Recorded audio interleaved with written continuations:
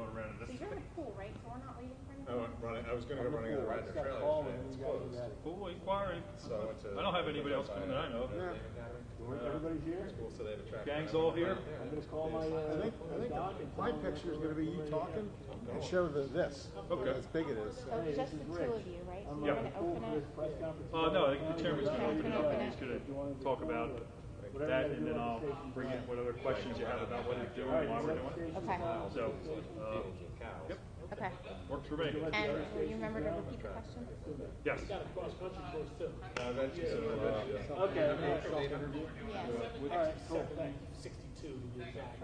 We always say almost 8 up. Whenever he's ready. Yeah, right? Yeah. You guys ready to roll? Yep. Hold on 1 second.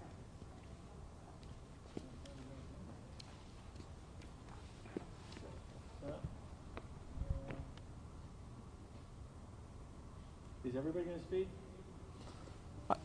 I think so. Yeah, I mean, I'll invite them Kind of like gather together? in a socially distant way. Yeah, My apologies. yeah, that's all right. I was on it. I'm rolling. You ready, Adrian? Yeah, we can start. Okay. Hi, thanks for coming out here today. My name is Brian Zidek. I'm with the Delaware County Council. We are here to announce the establishment of a federal medical station at the Glen Mills School.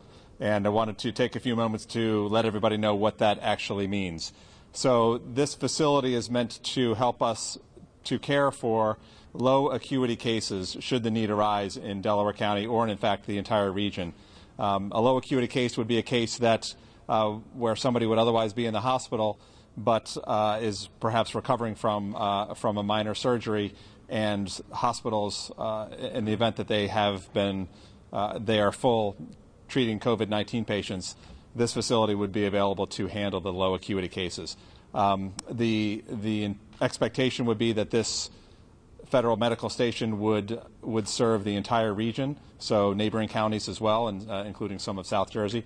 My understanding is that the National Guard will be setting this up tomorrow and in the days to come, and we wanted to give a special thank you to the Glen Mills School for their cooperation in making this available to us. I hope that we don't need to use this.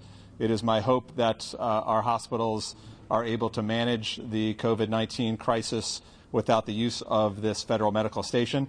But out of an abundance of caution, we want to make sure that we have facilities in place should the need arise, and I hope that our citizens will derive some sense of comfort knowing that that things are in place should the need arise. I'm going to turn this over to Tim Boyce, the Director of Delaware County's Emergency Medical Services, to speak a little bit about what's going on here today. Thank you, Mr. Chairman. Again, the federal medical station has been in planning for several days. Around 10, 12 days ago, the region directors met. We spoke with FEMA about the need to have this capability. Some of the things we're looking at, obviously, are reducing any kind of pressure that does arrive on hospitals, having a place to send people that don't live in a hospital, and then a contingency plan if any of our long-term care facilities were to have a problem. On any normal day, if a facility were to have a problem, our plan was to send the population to several facilities. That's just not a reality. So we want people to be assured if a regular emergency were to happen, we have this capability. Over the next couple days, today was really the final inspections from the Army Corps of Engineers, FEMA, PEMA, the Department of Health, and our military partners who are supporting this build-out here for us. The facility should be staffed by medical personnel. They'll be pooled from different hospitals, healthcare institutions. That's being worked through the Hospital Association of Pennsylvania. So that staffing will not deplete normal facilities, but really be augmented here. As always, we use our Medical Reserve Corps whenever possible, and volunteers are needed across the board, across the country. So this opportunity really is in part of our prevention and planning as we go forward. But I would just encourage everyone to appreciate the sincerity that we're all taking this disaster and everyone's role in trying to minimize the spread of the virus. So I guess any questions? Can you describe, I guess it will be built out here, and that's why we're here? Yes, the facility we're in currently on the campus of Glen Mills School is ideal for what the planning team needs. A federal medical station has a requirement to be built out. It's roughly 40,000 square feet, and all the support services, additional power, water, security, a landing field for helicopters if needed. So this is a project that the building is immediately capable of assuming that role. There's no additional build-out needed here, where I think we've heard of hospitals trying to reopen, facilities trying to upstaff again. This facility can stand up. We're not going to impact any current hospitals, which are not overflowing, but we want to make sure that the resources here, and we hope to be built up within just a very few days. And what all will that entail? I guess a triage tent or something like that, and then beds or? Yeah, the question is, what will the hospital entail? Basically, this will not be where you race here in an ambulance. You'll be overflow patients from existing facilities. But we'll have a full range of pediatrics, adults, bariatric patients, all capable of dealing with those low acuity patients. As time goes on, it is adaptable to fit other needs if it were needed, other additional facilities. But right now it's being built out to serve those patients that just will need a place to go, and it's not appropriate for them to stay in a hospital any longer, or they need a placement where they can get care. So will these people be tested for the virus and they'll be positive? I'm just trying to be clear. No, one of the questions is, are people coming here that are COVID positive? The answer is no. Persons coming here would just be normal patients in a hospital that we're trying to alleviate that pressure. If you think of any hospital in the region, from Newcastle to Pottstown to further north, if one of those hospitals had a significant surge, the non-COVID patients need a place to go. And many people could be discharged from a hospital, but our nursing homes or assisted care facilities are on quarantine. So it's just not proper to take them traditional model from the hospital back to a care facility. So this facility will serve that. So no, it is not designed to handle COVID patients. That would be a level that would need to be changed in the future. But we're building this out as a low acuity hospital, not for COVID patients. So yeah, because that's why I asked. Because there were some residents that were concerned. If it was the virus coming in, if these people who were either taking care of them would go out and into the area at the stores or whatever. Right. Yeah. I don't know if the chairman wants to speak to. I'll turn it back over to him. But we're all concerned about the spread of COVID virus. This is a secure facility. It'll be a clean facility. And again, the ability for us to treat people and prevent is what we're looking at. We're not bringing COVID patients into the community, but I also want the community to be aware that, COVID is in our communities, and that assumption should be made with everyone in taking proper hygiene. But this is not a facility. It's not a quarantine station. It's a medical station to serve those unmet needs that we expect to happen. Chairman, I want to speak to that. Thanks. Yeah, just I would only add that I think the questions or the suggestion was that many of our residents may be fearful that we're bringing COVID patients to Delaware County from other areas, and that is not the expectation. The expectation is that this facility is here to help hospitals that would otherwise be overflowing with folks to have a place to release folks. So if you think of what's going on in New York City, and we see those hospitals that are so crowded with COVID-19, well, there are other patients who need care in New York City and would be in a facility that might be overrun with COVID-19 patients. In case a surge like that were to happen in the region, we would have this facility available to handle non-COVID-19 patients. That's the idea. I guess the next question is, if it becomes so widespread, there is a chance that some COVID patients could come here in the future. Yeah. I mean, it's a hypothetical, I realize, but is that one of the things on the table? Yeah, so the question was, hypothetically, would this be a facility that could handle COVID-19 patients? I am not a public health expert. I am not, equipped to sort of respond to hypothetical questions. So my understanding is that the purpose of this facility is to handle low acuity cases as they might arise should the surge necessitate assistance for our local area hospitals.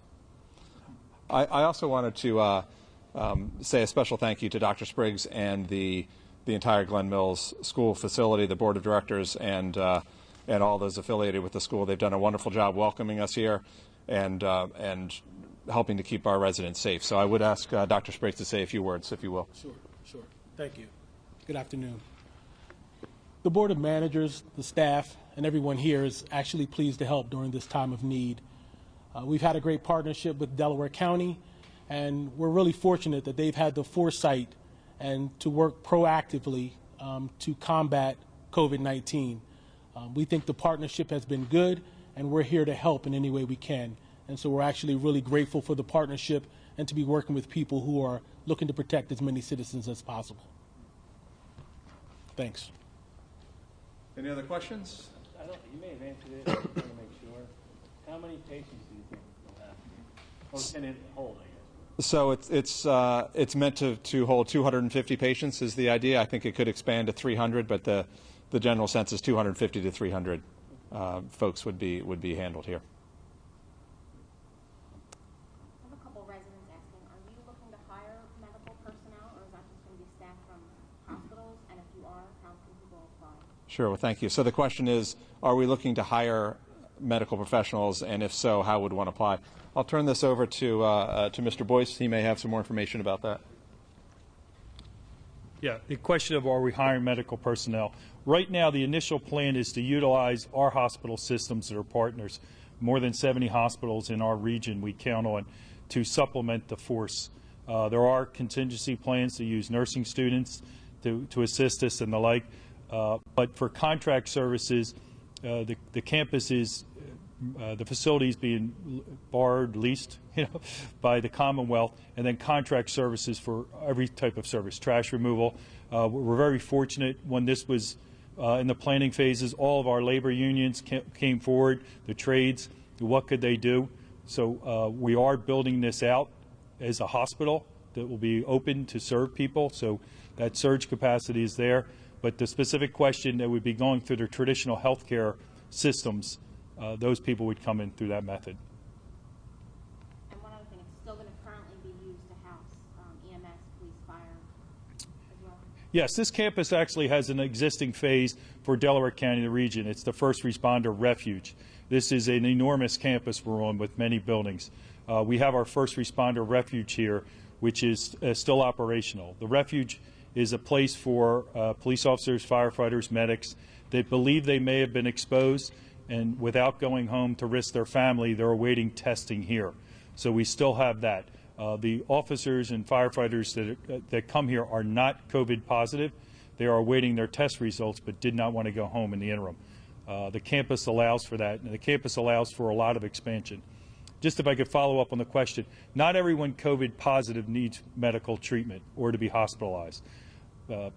Those that do need critical care, and that's why we're making sure that the critical care beds in hospitals are available and that the low acuity patients can be treated elsewhere. How many first responders have come through the refuge so far? I believe we've had about 4 first responders come here. One is here a little longer than the others, but most have come here for a couple of days, tested negative, and then gone back to their homes and their jobs. Okay. The one that's still here, have they tested positive, or are they still waiting on the results? The one that are here, I don't believe is tested positive, but is in the 14-day quarantine, and I believe his life situation, it's best that he stay here. Okay. But he is well and not tested positive.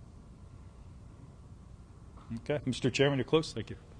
Sure. Any other questions? Well, again, special thanks to the Glen Mills School, and we're really pleased to have this facility opening up. I think it'll be, hopefully, again, we won't have to use it, but if there is such a surge, it's nice to know that we have some facilities that are available to take folks in. So thank you all, and please stay safe. Thanks. Thanks. Yeah, please do. So next time, man, I'll be full. This is the building they use. This is the building they use. It basically is going to look like what you would see on TV. So it's going to be, It'll be physically in here. It's a great campus, so we'll set it up in zones.